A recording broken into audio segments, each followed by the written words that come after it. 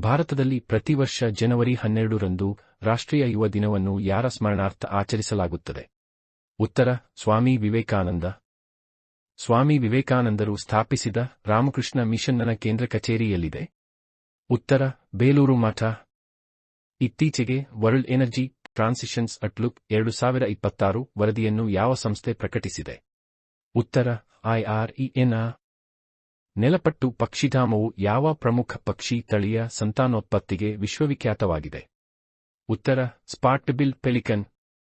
ಸ್ವಾಮಿ ವಿವೇಕಾನಂದರು ವಿಶ್ವಧರ್ಮ ಸಮ್ಮೇಳನದಲ್ಲಿ ಚಿಕಾಗೋದಲ್ಲಿ ಭಾಷಣ ಮಾಡಿದ ಐತಿಹಾಸಿಕ ವರ್ಷ ಯಾವುದು? ಉತ್ತರ: 1893. ಯಾವ ವರ್ಷದಲ್ಲಿ ಪೋಕ್ಸೋ ಕಾಯ್ದೆಯ ಮೂಲಕ ಲೈಂಗಿಕ ಒಪ್ಪಿಗೆಯ ವಯಸ್ಸನ್ನು 16ರಿಂದ 18ಕ್ಕೆ ಹೆಚ್ಚಿಸಲಾಯಿತು? ಉತ್ತರ: 2012.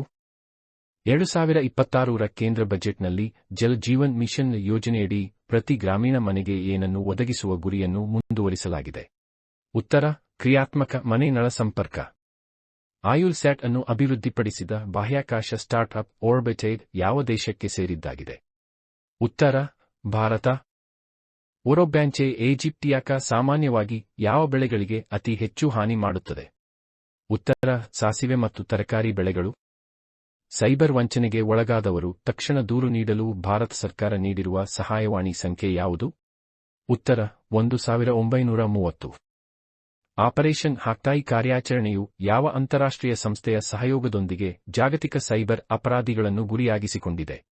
ಉತ್ತರ: FBI ಮತ್ತು ಇಂಟರ್ಪೋಲ್. ಭೈರವ್ ಬೆಟಾಲಿಯನ್ ಯಾವ ರೀತಿಯ ಆಧುನಿಕ ಯುದ್ಧ ತಂತ್ರಜ್ಞಾನಕ್ಕೆ ಹೆಚ್ಚು ಹೆಸರುವಾಸಿಯಾಗಿದೆ? ಉತ್ತರ: ಡ್ರೋನ್ ತಂತ್ರಜ್ಞಾನ ಮತ್ತು ಎಲೆಕ್ಟ್ರಾನಿಕ್ ಯುದ್ಧ. ಹೊಸ ಕೆವೈಸಿ ನಿಯಮಗಳ ಅಡಿಯಲ್ಲಿ ಬಳಕೆದಾರರ ನೈಜ ಉಪಸ್ಥಿತಿ ಮತ್ತು ದೃಢೀಕರಣವನ್ನು ಖಚಿತಪಡಿಸಿಕೊಳ್ಳಲು ಯಾವ ಹೊಸ ವಿಧಾನವನ್ನು ಕಡ್ಡಾಯಗೊಳಿಸಲಾಗಿದೆ?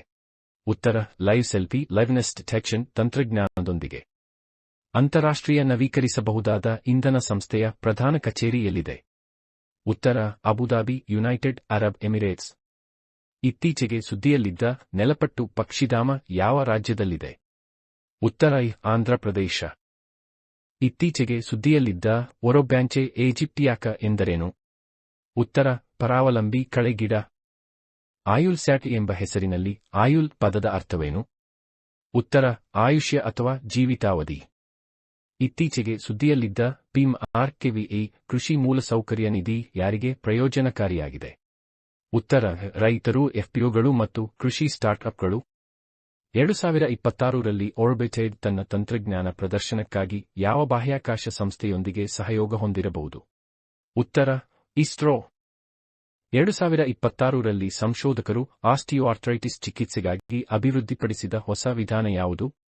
ಉತ್ತರ: ಸ್ಟೆಮ್ ಸೆಲ್ ಥೆರಪಿ ಮತ್ತು ಕಾರ್ಟಿಲೇಜ್ ಪುನರುತ್ಪಾದನೆ ತಂತ್ರಜ್ಞಾನ.